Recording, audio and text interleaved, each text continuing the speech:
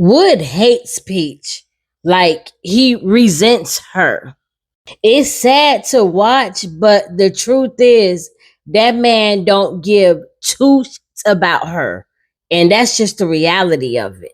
I don't know if y'all have been keeping up with her videos, but do y'all realize that she drives a whole hour and a half to go and see the twins, and she has to feed them, leave breast milk for them and stuff. So she's literally driving from Sarasota, Florida, all the way to Tampa, Florida, and that's an hour and a half with no traffic. So with traffic, you talking damn near double that. She posted a video a few days ago, and she was saying that at about 4 a.m., Wood comes into the house. He had been out all night long. And then she left an hour later to go feed the babies. And I'm just thinking, like, how disrespectful is that? Like, you literally walk into your married home at an ungodly hour after this woman has given birth to your twins. And I mean, I think it might have been maybe like 2 days after she gave birth to the babies. And I don't know how true it was as far as her finding the condom in the car. I don't know if that was just for content, but we do know that Wood has cheated on her in the past. I went and did some research because I was thinking, like, I know that her driving right after a C-section, that cannot be good. I mean, I've never had a C-section before, but after doing a lot of research and just hearing other women talk, and then actually going through the comments, a lot of women were saying it's too soon for you to drive. So I said, well, then at what point can you drive after a C-section? Y'all check this out. So it's saying here that it is generally recommended to wait at least 4 to 6 weeks before driving after a C-section. This allows sufficient time for the incision to heal and for the body to recover from the surgery. And I know that every woman is different. I get it. But this woman, this is her ninth child. And I believe she said that she had C-section with all of her boys. So she's got 8 boys. And then on top of all of that, you can't tell me that Wood doesn't know. I mean, Wood, you've been there for all of her children that she's had, and you were there when she had the C-sections. So you know the risk. And it says here that it is essential to consult with your healthcare provider before driving after a C-section, because they have to assess your condition and provide specific. So when you go back for your 6-week checkup, that's when the doctor will assess your condition and provide specific guidance on when it is time for you to start driving again. A C-section is a major surgery, which means it comes with serious risk and after effects during the recovery period, meaning you can still get sick even during the recovery period. It's not uncommon for your range of motion to be limited by the surgery because of the incision location and muscles that were affected during the procedure, which means it may be hard for you to, react quickly in an emergency. And it's just like I was saying, this means that simple but essential movements like following can affect your ability to drive safely. Turning your head to check for blind spots, moving your legs to tap the brakes, fastening your seatbelt, having the lower portion of your belt rub against your abdomen. That's going to be uncomfortable. And it's saying here that the incision that they be done made in your lower abdomen, it can take anywhere up to 6 weeks or longer to heal before you can resume your usual activities such as driving or exercising. You need to get clearance from your doctor to confirm that it's safe. In an emergency where you may need to brake quickly or make sudden movements, this can cause delay in your recovery and put you at risk. And it even talks about having fatigue after a C-section. Driving a car after a C-section in the early weeks would not only be dangerous for your physical health, but also due to the sleep deprivation that you will experience recovering from surgery with a newborn. Take it easy and give your body time to heal. And it's sad to watch because at the end of the day, this girl is exhausted from going back and forth. Like she says it, you can see it. It's all over her.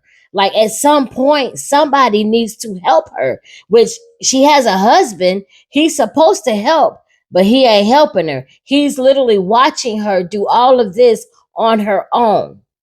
So I was sitting up here thinking, and I say, well, why would he resent her? Why would he hate her so much? But y'all realize that Wood has other children. He has like two other kids, and he has grandchildren as well. And Peach has said many times that she does not, she don't have anything to do with his kids. His kids ain't got nothing to do with her. And she says that basically, she's basically Wood is only allowed to do for her children.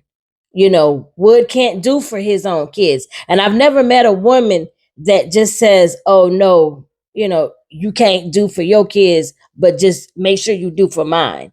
Like usually it's like, no, we're gonna the fact that he's not helping her and that he's just watching her go through all of this, it's like, why is he doing that? And so I actually went and I was like, okay, this girl is in danger of having a setback. But a lot of us don't really know what a setback is. We just know what grandma say. You go outside, you're going to mess around here and have a setback. So you better stay your ass in the house for 6 weeks. Well, let me tell y'all what a setback is. A setback after birth refers to a situation where a new mother experiences a complication or a worsening of physical or emotional symptoms during the postpartum period, potentially delaying her recovery and hindering her ability to care for her baby. She can experience bleeding, like heavy bleeding, infections, delayed wound healing, blood clots, severe perineal tears, that's tears, or complication with breastfeeding. It'll fuck with your mental. You can have worse postpartum blues, postpartum depression, anxiety, difficulty coping with the demands of motherhood. And it's like right now, she needs the support of her husband. She needs the support of her family. But hell, she done pushed her family away. Y'all know that. And her husband, it's like he's purposely doing stuff to upset her. And even she said it. She said she feels like he's doing, stuff to just aggravate her. And I mean, if you think about it, they've had 9 children together, allegedly, and then he has 2 of his own, allegedly. At least I believe it's 2. It could be more, I don't know, but he has at least 2 of his own. So he knows the risk. He knows women need to sit down for 6 weeks. He knows that.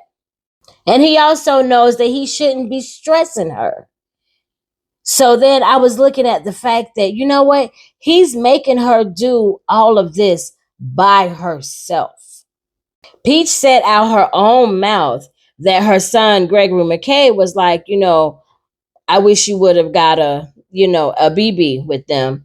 And then her husband also was like, why you want to have all the, I know after the 5th baby, he didn't want no more kids. And even with these twins, he didn't want these twins either. So I have a feeling that Wood is making it rough on her because he's like, you wanted it. This is your bed. You gonna lay in it. And that's it. I honestly believe that Wood resents her because of the fact that she's selfish and she will not allow him to be around his own kids, but yet you want me to raise all of ours. Like, that is ass backwards. And I believe he resents her for that. I don't know why he won't just leave her. Well, I guess at the end of the day, it is cheaper to keep her. You know what I mean? So child support would be a lot. So maybe that's his, situation as to why he won't leave. But the fact that she won't allow him to see his own children, I'm pretty sure that bothers him. And so now you done kicked out 2 more, and you expect for me to just be father of the year when in all actuality, I didn't want these kids. You wanted them. So since you wanted them, you're going to have to deal with everything. And that's exactly what he's doing. Like he's putting everything on her. And it's sad to watch, But at the same time, it's like I kind of get it. And if I was Peach, hell, you already doing it by yourself, sis. Just keep on doing it by yourself.